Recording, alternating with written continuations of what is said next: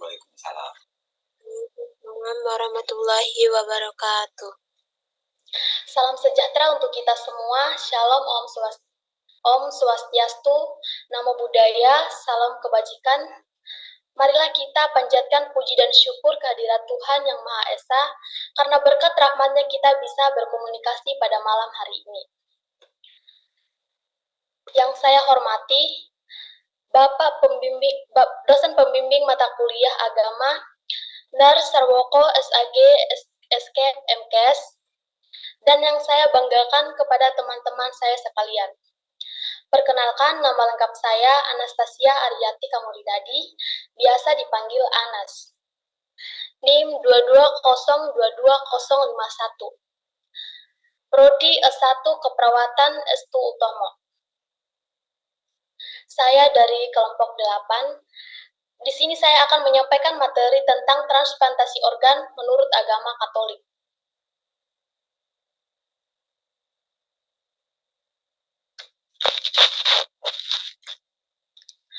Latar belakang, seiring dengan kemajuan dan perkembangan zaman, dunia juga mengalami perkembangannya di berbagai bidang. Salah satunya adalah kemajuan di bidang kesehatan, yaitu teknik transplantasi organ. Transplantasi adalah pemindahan suatu organ manusia tertentu dari tubuh sendiri ke tubuh orang lain, atau sebaliknya dengan persyaratan dan kondisi tertentu. Transplantasi bertujuan untuk memulihkan kembali fungsi organ. Tidak terkecuali medis di Indonesia, karena saat ini di Indonesia transplantasi organ diatur dalam Undang-Undang Nomor 23 Tahun 1992 tentang kesehatan. Sedangkan peraturan pelaksanaannya diatur dalam Peraturan Pemerintah Nomor 18 Tahun 1981 tentang bedah mayat klinis dan bedah mayat anatomis, serta transplantasi alata atau jaringan tubuh manusia. Namun walaupun diatur oleh pemerintah, transplantasi ini masih mengalami pro dan kontra di kalangan masyarakat maupun dunia kesehatan. Tentang etis dan tidaknya praktek transplantasi organ, salah satunya pandangan agama tentang transplantasi organ dalam ajaran agama Kristen Katolik ditegaskan Paus Yohanes Paulus I pada September 1978.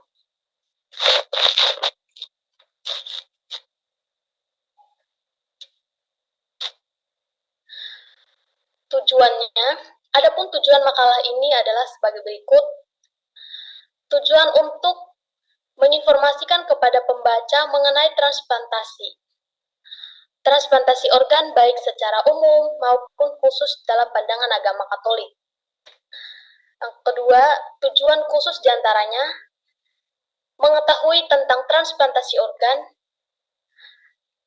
mengetahui kajian agama Katolik tentang transplantasi organ, mengetahui akibat transplantasi organ. Adapun manfaat makalah ini adalah yang pertama, sebagai sarana memperluas wawasan mengenai transplantasi organ. Yang kedua, sebagai sarana pembelajaran transplantasi organ menurut agama Katolik.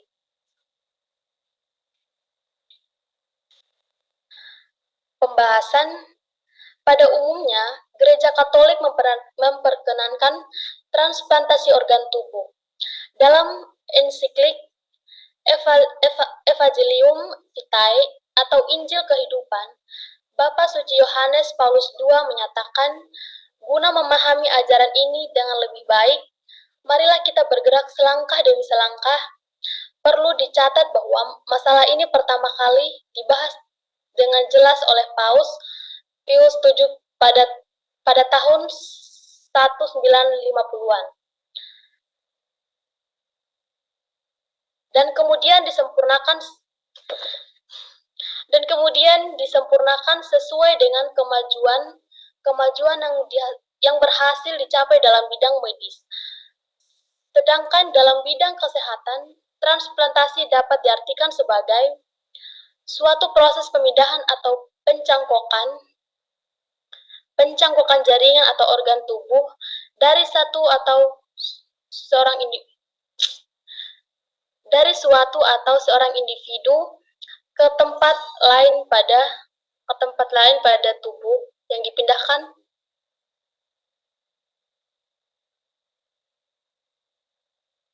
Mana sih?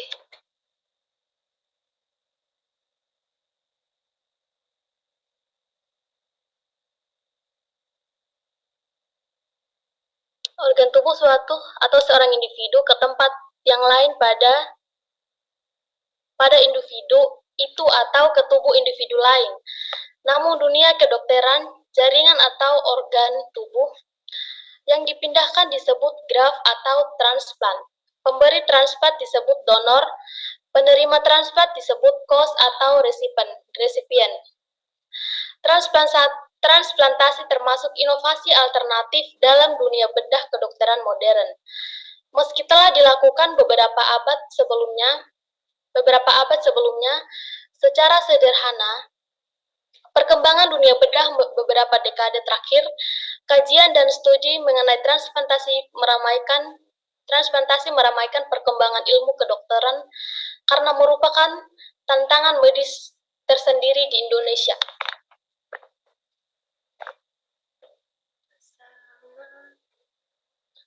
Kesimpulan, jadi dapat disimpulkan bahwa transplantasi organ dalam pandangan agama Katolik diperbolehkan dan dijelaskan di Alkitab, tidak dilarang memperpanjang hidup melalui prosedur medis transplantasi organ, dan ditegaskan Paus I pada 1 September 1978. Mendonorkan anggota tubuh setelah meninggal adalah sumbangan kemanusiaan yang mulia dalam rangka memperbaiki dan memperpanjang hidup sesamanya. Karena selain mendapatkan amal dan diharuskan untuk nilai kemanusiaan. Donor tidak menuntut kita harus mati. Maka kita dianjurkan untuk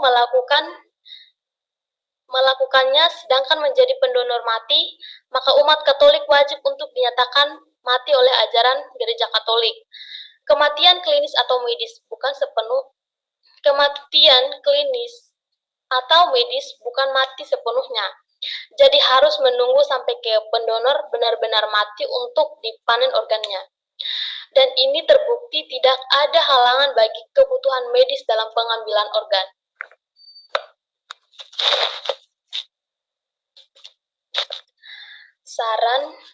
Saran yang dapat disampaikan adalah, yang pertama, diharapkan lebih banyak lagi donatur atau organ agar kita dapat membantu memperpanjang hidup seseorang.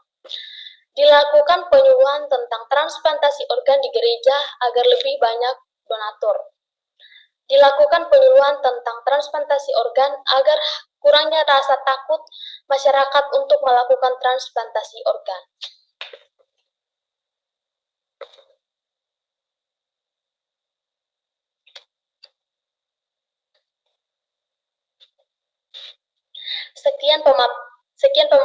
Sekian pemaparan materi transplantasi organ menurut agama Katolik. Jika ada teman yang ingin bertanya ataupun memberikan kritikan atau saran, waktu dan kesempatan saya persilahkan.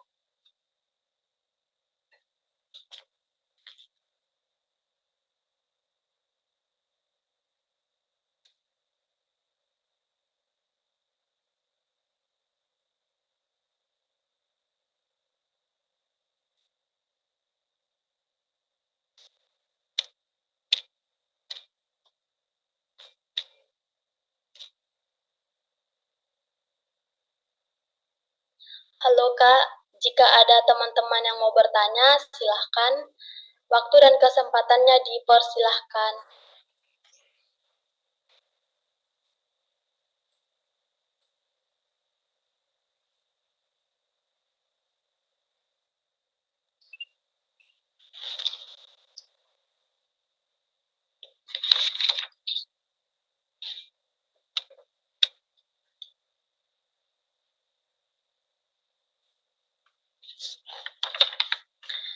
Halo Kak, jika ada yang bertanya, teman-teman yang ingin bertanya, dipersilahkan kepada teman-teman yang ingin bertanya. Waktu dan kesempatan dipersilahkan.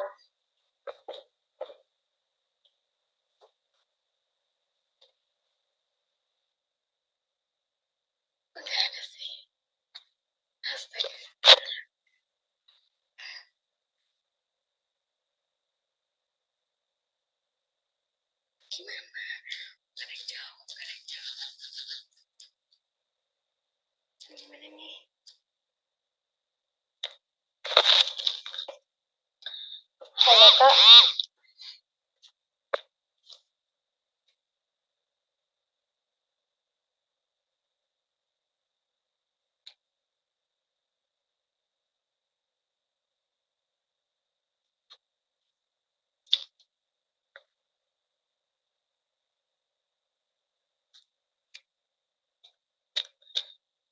Bagi teman-teman yang ingin bertanya, silahkan. Jika tidak ada yang ingin bertanya atau memberikan kritik, dari teman-teman ada yang memberikan kritikan atau saran,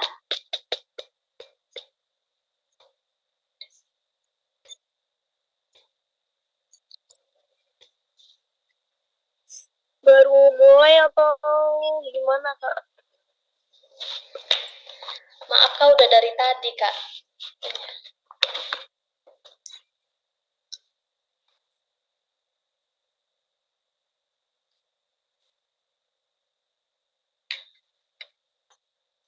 Dari teman-teman, apakah ada yang ingin bertanya?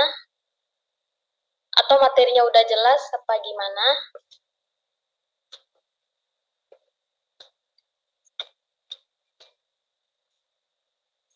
Oke. Halo, Kak. Iya Kak. Saya mau bertanya, Kak. Iya Kak. Itu apa? Yang tadi yang tujuan. Yang poin kedua, yang C kan, mengetahui akibat transplantasi organ. Nah, itu bisa tolong sebutkan maksudnya akibat atau resikonya jika kita melakukan transplantasi organ secara terus, kayak misalnya satu kali udah transplantasi organ, terus misal udah transplantasi organ ginjal misal. Nah, terus apa? Transplantasi hati, jadi kayak gimana ya?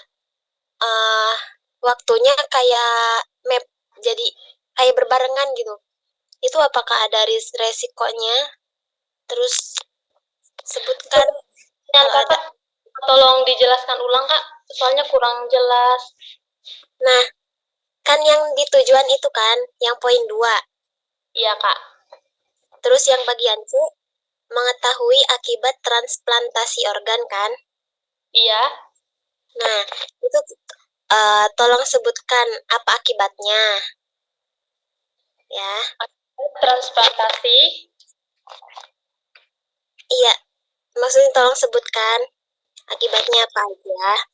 Terus sama maksudnya apa? Resiko kalau misal kita berulang kali melakukan transplantasi organ itu. Oh, maka risiko berulang kali melakukan transplantasi organ.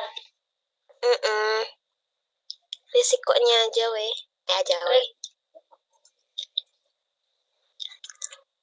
Risiko apa Kak? Jika melakukan transplantasi, melakukan transplantasi organ. Maksudnya jika keseringan. Iya, iya.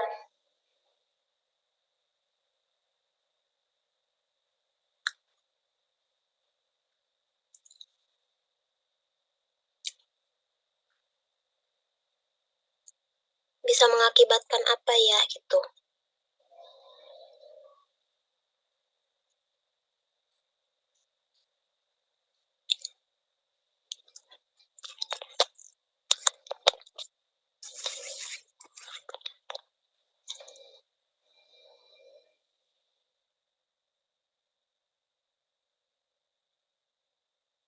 Nah, begini Kak. Operasi transplantasi organ juga memiliki banyak risiko kemungkinan muncul komplikasi dari obat bius yang diberikan. Yang kedua, perdarahan saat operasi. Yang ketiga, peningkatan risiko infeksi akibat konsumsi obat yang harus dikonsumsi setelah transplantasi. Itu risikonya, Kak.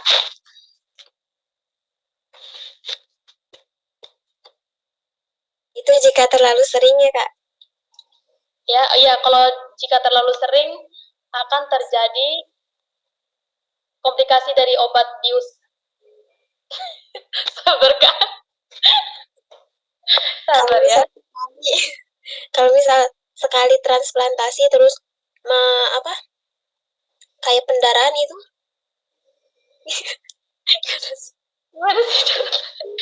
Sekali transplantasi gimana Kak? Maksudnya kan kalau berulang kali kan menyebabkan kayak pendarahan kan tadi. Iya Kak. Apakah kalau pendarahan itu transplantasinya emang berulang kali apa sekali juga? Gimana sih? Apa sih? Itu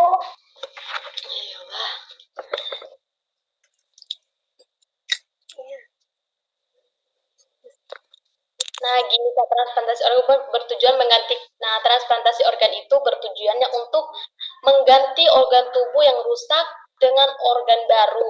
Misalnya hati, kulit, jantung, transplantasi jantung kan Kak. Nah, misalkan jika keseringan menyebabkan pendarahan kan, akibat menjalani penolakan tubuh terhadap ginjal yang baru, sehingga ginjal gagal berfungsi, Kak, atau terjadinya infeksi atau penggumpalan darah. Ya.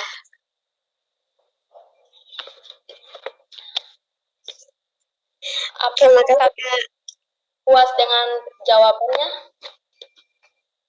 Udah, Kak. Ya udah. Teman-teman yang lain, apakah ada yang masih ingin bertanya? Apakah ada yang ingin bertanya, memberikan kritikan atau saran?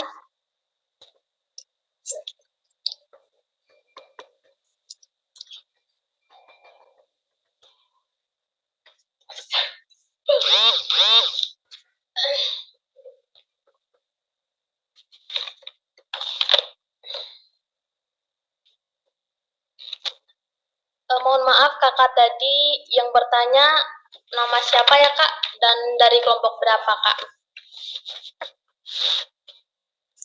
Oh, saya Siti Hermawati Kak dari kelompok 2.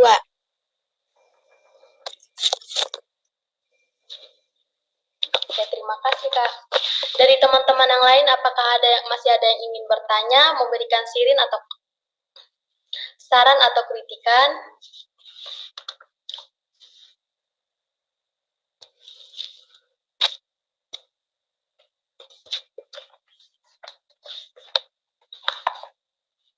Oke.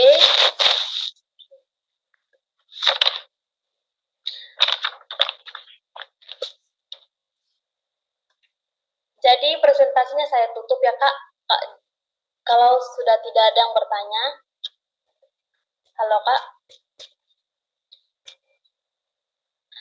Demikian presentasi materi tentang transplantasi organ.